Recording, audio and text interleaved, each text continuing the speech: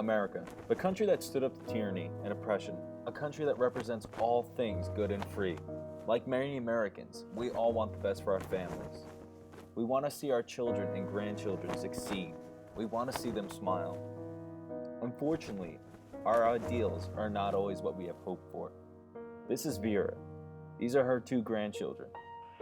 I'm 62 years old. I'm a mother of 3, grandmother of 2, and they have now put 680 wells, gas wells, in 5 years in our county and 39 other counties. And this is her backyard. Vera lives in Susquehanna County in Pennsylvania. Gas wells right near homes, anywhere from 300 feet and beyond. She's an activist against fracking. She experiences fracking firsthand. All kinds of toxic emissions, and they have noise 24/7, and they're putting these near homes, near people, in 40 counties in Pennsylvania, besides other states, about 31 other states.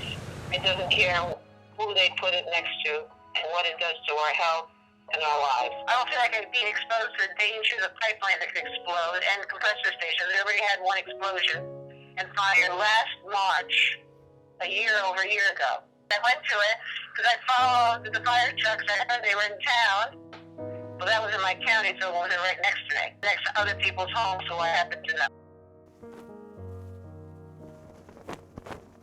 The roads are a mess.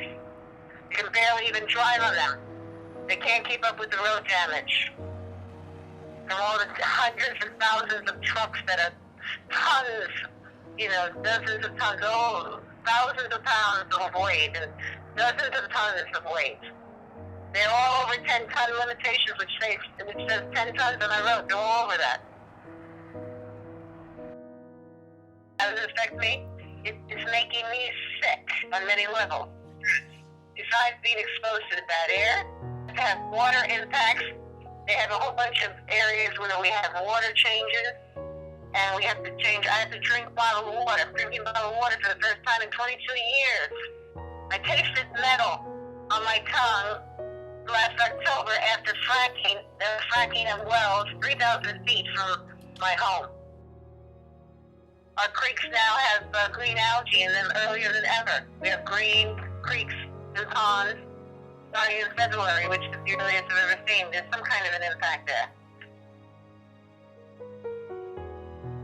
We have animals. I know people who have dairy cows that have rashes on their cows, and they have rashes on their bodies because the water has changed after drilling and fracking. Nobody is testing in the state of Pennsylvania for Marcellus contaminants. In April 2010, cows on a farm may have possibly consumed tainted water from a leaking well. The well was tested and contained the usual fracking solutions. The vegetation in the 30 by 40 foot radius of the leak died. The 28 cows were quarantined. These cows, however, did not die, but they did, however, give birth to quite a few dead calves that year.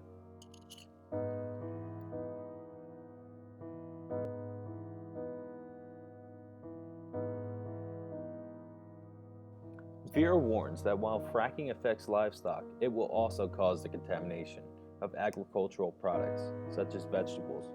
Groundwater will lead to the contamination of food supplies, not only to the community, but to the United States as a whole. This can create some serious impact on local farmers who rely on farming as a livelihood.